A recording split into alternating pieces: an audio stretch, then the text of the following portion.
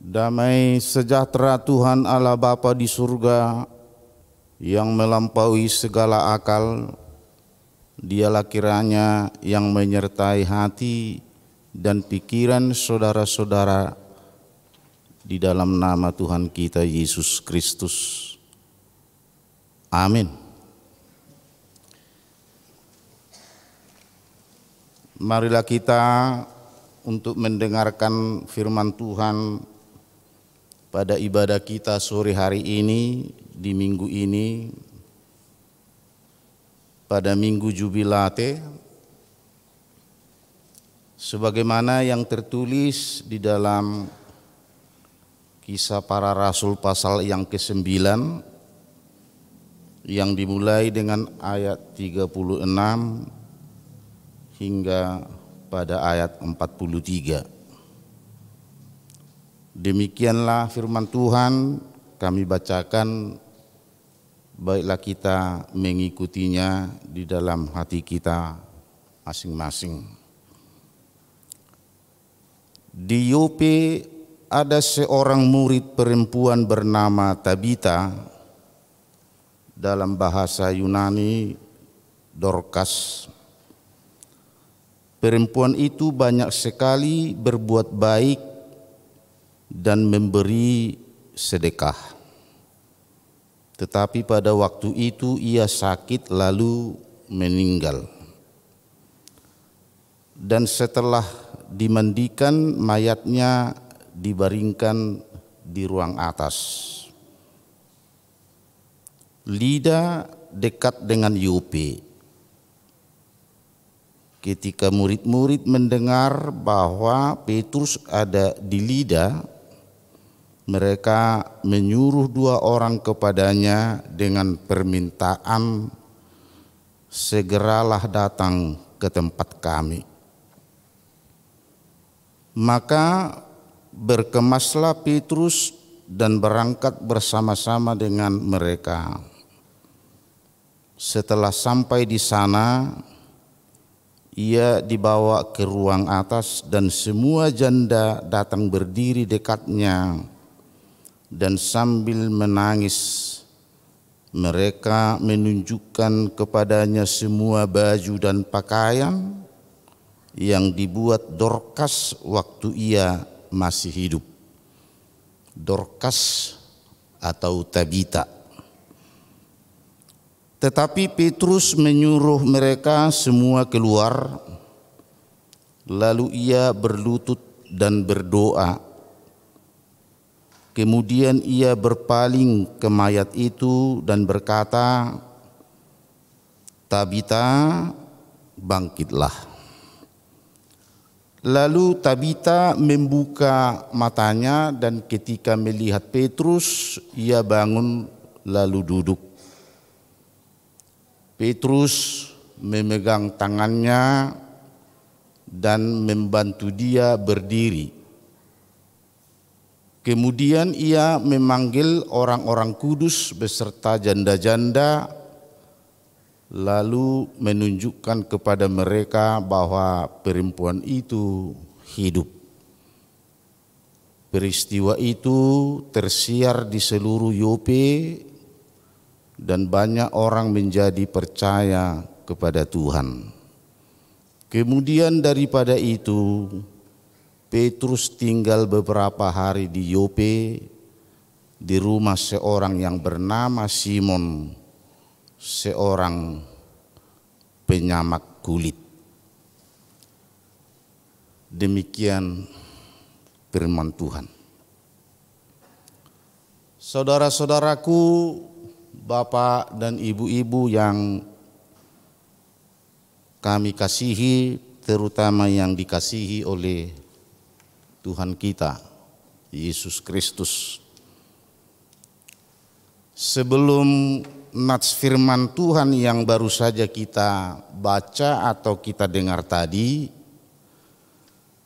sebenarnya Rasul Petrus sudah terlebih dahulu mengadakan suatu mukjizat penyembuhan di Yope.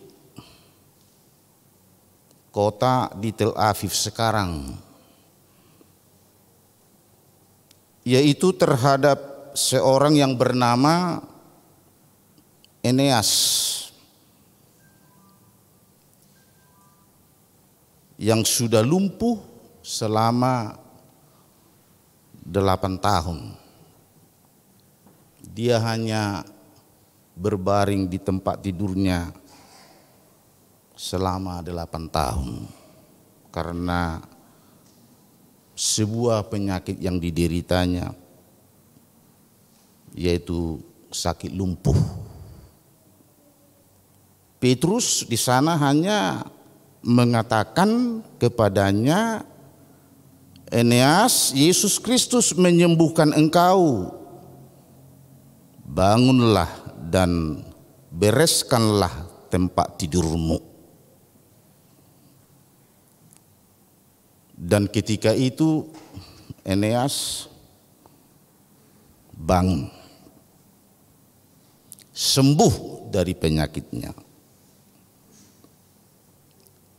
Lalu selanjutnya kisah yang baru saja kita dengarkan di dalam khotbah ini, yaitu tentang seorang perempuan yang bernama Tabita, dalam bahasa Aram, yang di bahasa Yunani disebut Dorcas atau Hige, atau diartikan rusa betina. Di dunia timur, rusa betina menyimbolkan kecantikan dan kesempurnaan. Itu arti daripada nama tersebut. Walaupun sebenarnya tidak disebutkan di dalam firman ini apakah Dorcas atau Hige atau Tabita ini seorang yang berparas yang cantik, berparas wajah yang cantik, tidak disebutkan. Tetapi yang disebutkan di dalam firman ini adalah seorang perempuan yang hidupnya, perbuatannya, kehidupannya sehari-hari, pelayanannya sehari-hari menunjukkan bahwa dia adalah seorang perempuan yang berhati mulia dan yang pekerjaannya sehari-hari sebagai tukang jahit. Dan ada yang menyebut dia seorang janda muda dari orang Yahudi. Walaupun mungkin pekerjaannya tersebut tidak begitu memberi banyak uang, ala tukang jahit, tetapi dikatakan Tabita memiliki karakter yang luar biasa, hati yang luar biasa, berhati mulia, dan yang suka melayani orang, terutama bagi sesamanya perempuan-perempuan janda. Memiliki karakter yang semestinya setiap orang dan di setiap zaman harus mencontoh kehidupan yang seperti itu. Dan juga disebutkan berbuat baik dan memberi sedekah buat orang lain. Walaupun dia tidak memiliki uang yang sebegitu banyak, hidupnya, ekonominya hanya yang pas-pasan, tetapi dia sangat senang sekali memberikan tumpangan bagi orang yang membutuhkan, sebagaimana Rasul Petrus di rumahnya dan sering memberikan sedekah bagi orang lain. Saudara-saudara yang dikasihi oleh Tuhan, disebutkan suatu ketika Tabita ini sakit dan kemudian meninggal dunia. Sakit dan meninggal dunia. Dan yang menarik, kita melihat di sini apa yang terjadi setelah Tabita meninggal. Di ayat 19 dikatakan semua janda datang berdiri dekatnya dan sambil menangis mereka menunjukkan kepadanya, kepada Petrus, semua baju dan pakaian yang dibuat Tabita waktu masih hidup.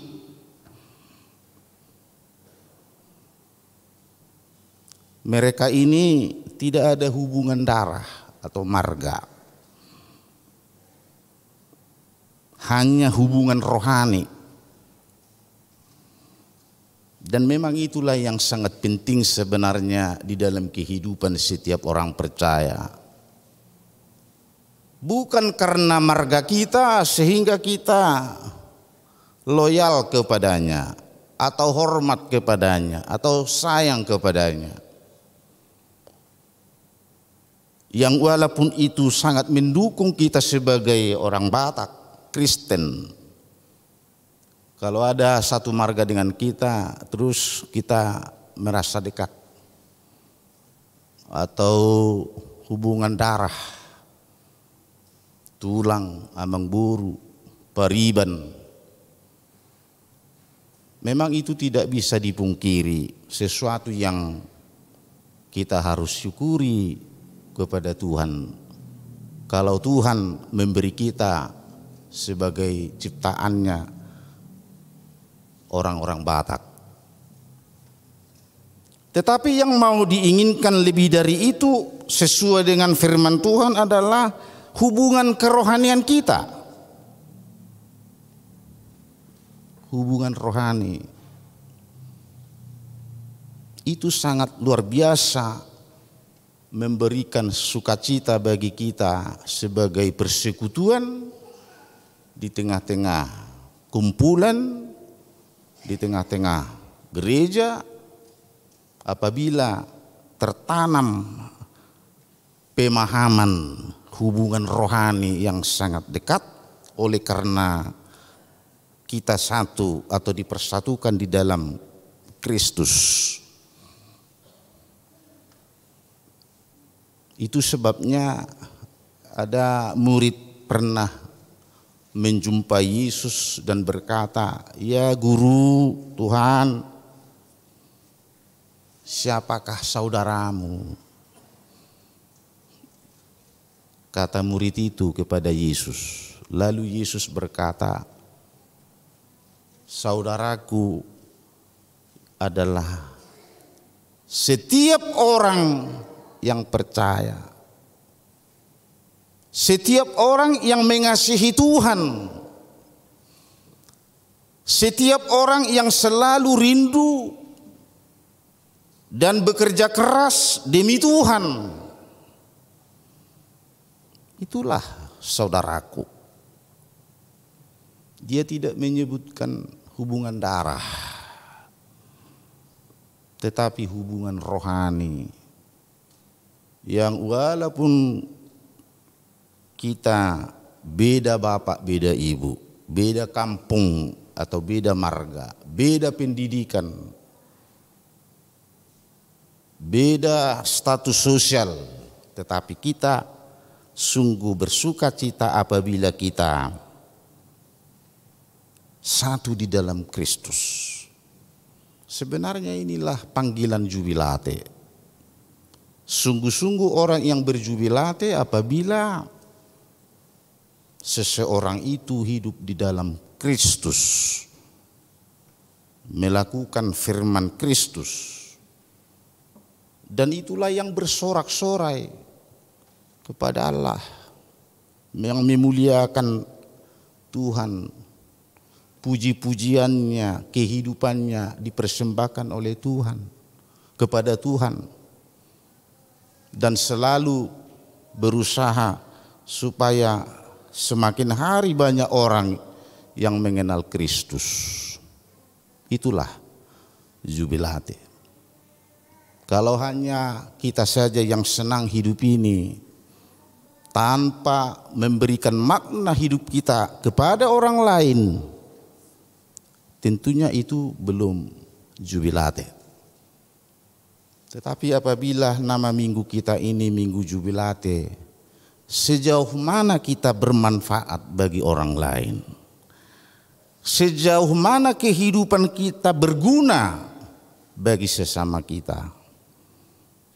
Berguna bagi Tuhan. Itulah makna sebenarnya jubilate. Oleh karena itu, Bapak, Ibu, saudara-saudara yang dikasihi oleh Tuhan, janda-janda ini tidak ada hubungan darah, hanya hubungan rohani. Begitu cintanya kepada Tabita yang sudah meninggal itu. Mereka mengingat sewaktu hidup Tabita, hubungan persaudaraan, hubungan rohani yang begitu akrab. Hidup banna songoni tangis nina sida alani holonga tusi Tabita. Pabahenanna alama pakorhon ngulu ni si Tabitai tu ngulu ni nasida tu kadonganna.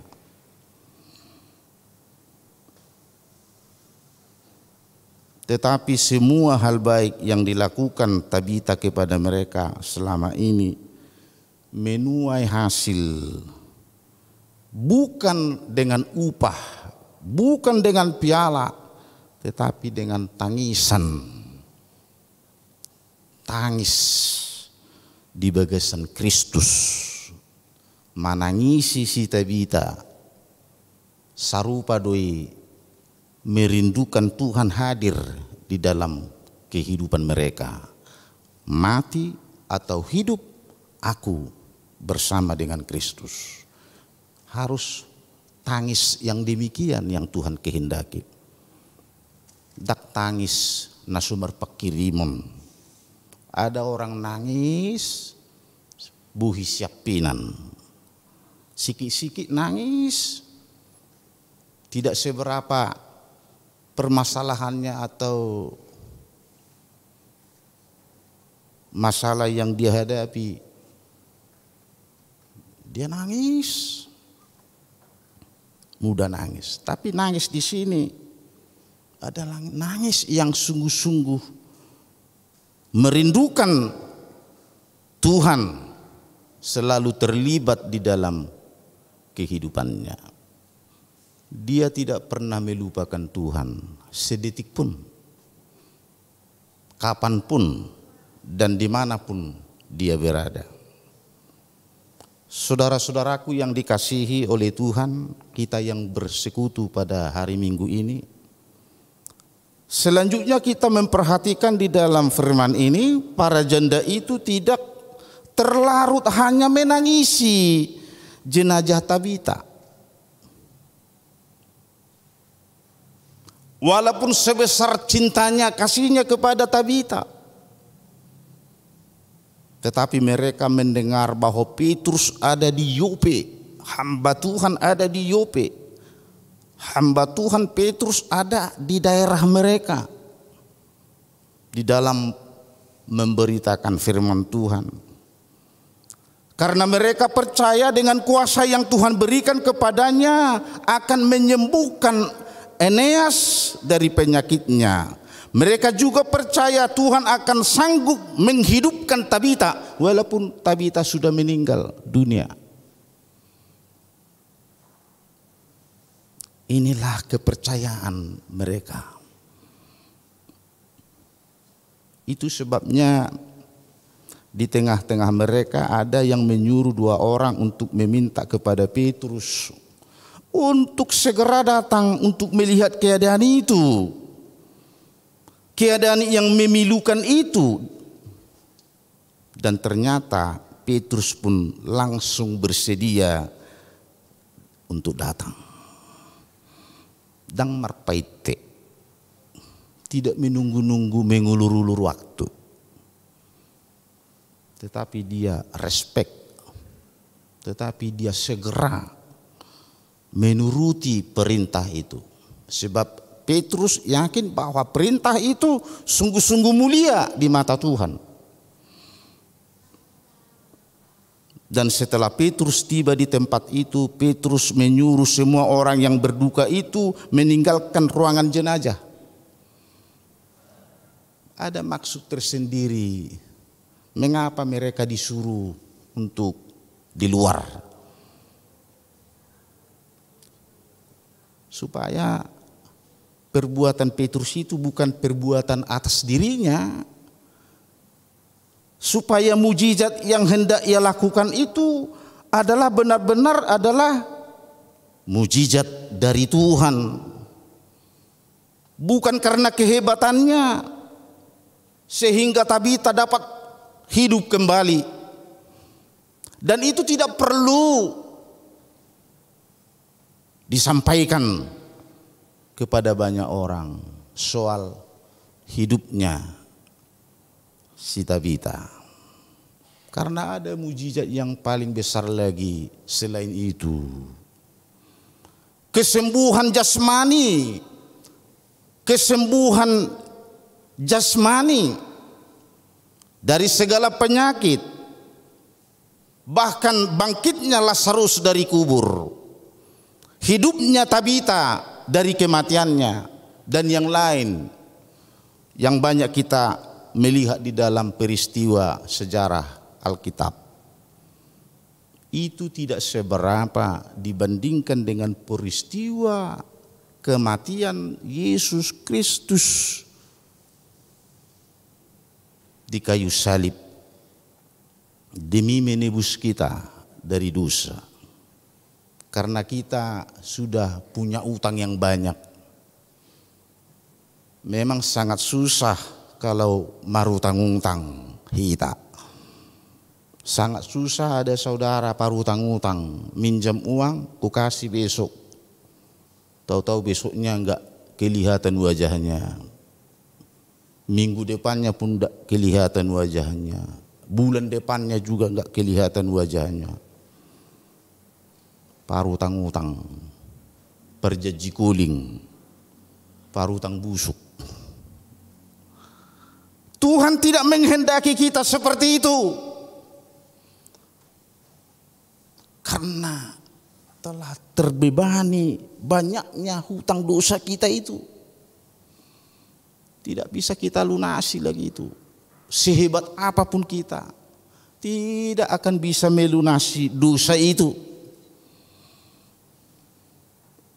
Ini adalah mujizat yang paling besar yang Allah pernah tunjukkan, ex-hafak sekali dilakukan itu untuk selama-lamanya. Tidak perlu lagi diulang-ulang kematian Kristus. Kematian kita pun sebaiknya tidak diulang-ulang, cukup hanya sekali lah. Kalau kita telah meninggal dunia sekali untuk selama-lamanya, ay buanon na mahita tuapuan na tusurgui isi mahita maringanan rap doho tuhata rap doho sudi akan malaikat na memuji-muji Tuhane, bersorak-sorai marlas niroha rap doho akadongata na porsia di Tuhatta Yesus Kristus.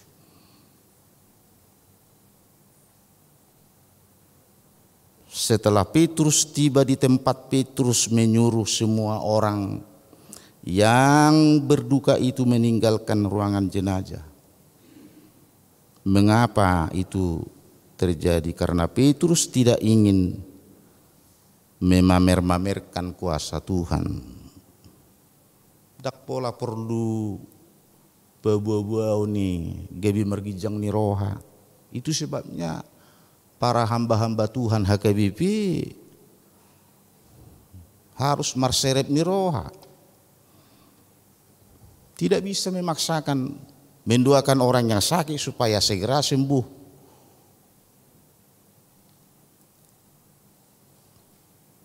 Karena sudah ada peristiwa yang lebih penting dari itu. Kedatangan Kristus menyelesaikan hutang kita, hutang dosa kita. Karena penyakit yang terbesar dan yang sangat kita dikhawatirkan adalah bukan penyakit jasmani, tetapi penyakit rohani. Sahih dosa idona Jumat. Ay mulu merdusa hita babama be honlot tabui bongo tu surgu yate. Kamanginang doa ka hahangginami botonami. Memolo marsahih jasmani itu udah sering ya, kalau kita sakit kita kan masih berdoa kepada Tuhan, berseru kepada Tuhan, masih mengingat Tuhan hingga pada hayat hidup kita. Itu sungguh baik. Itu sebabnya Rasul Paulus pernah berkata, mati atau hidup aku di dalam Tuhan. Berbahagialah orang yang mati di dalam Tuhan.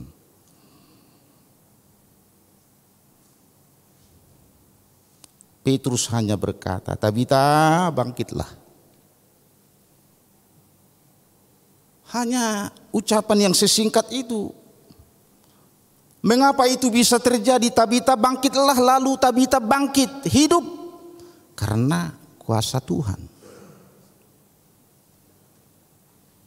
Oleh karena itu sebenarnya yang mau disampaikan firman Tuhan pada pertemuan persekutuan kita pada Minggu Jubilate ini, mengingatkan kita kembali atas kuasa Tuhan itu melebihi daripada kekuatan manusia.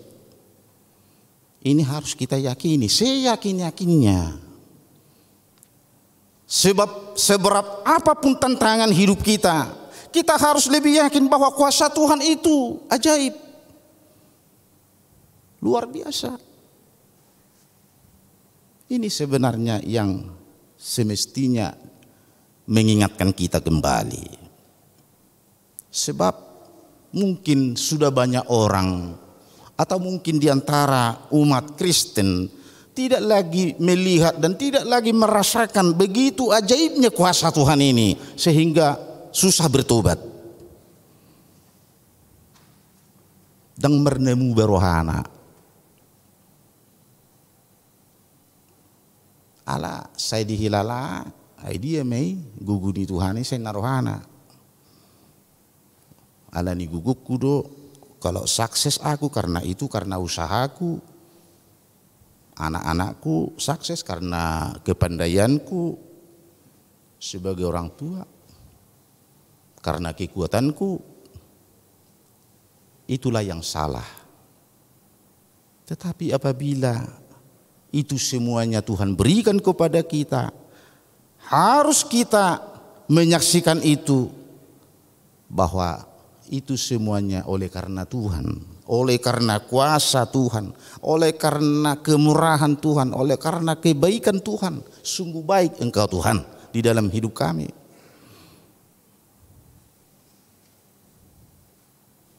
Kalau anak-anak kita ini nantinya menjadi anak-anak yang sukses maupun di dalam studi, di dalam pekerjaannya, mari kita dukung dan kita selalu doakan supaya anak-anak HKBP, anak-anak yang tangguh, anak-anak yang sukses. Tetapi ingat, itu semuanya itu kita terima bukan karena usaha kita, tetapi itu semuanya oleh karena kasih Tuhan. Alani holong itu hatai diho dihita, ai dia si hita. Ala nigalido hita, ala humurang hita, ala jolma di portibiodo pe hita, uban na say diasi hita. Karena banyak tantangan, hambatan, pergumulan hidup kita, khususnya sebagai umat percaya, sungguh luar biasa hambatan-hambatan itu. Kalau kita kira di gereja gak mungkinlah ada pergumulan. Siapa bilang? Terkadang di gereja atau di persekutuan kumpulan korum umpamanya, justru di situ yang buat kita resah, cemas, gelisah. Karena memang setan itu, iblis itu selalu menggoda kita tanpa melihat waktu dan tanpa melihat tempat.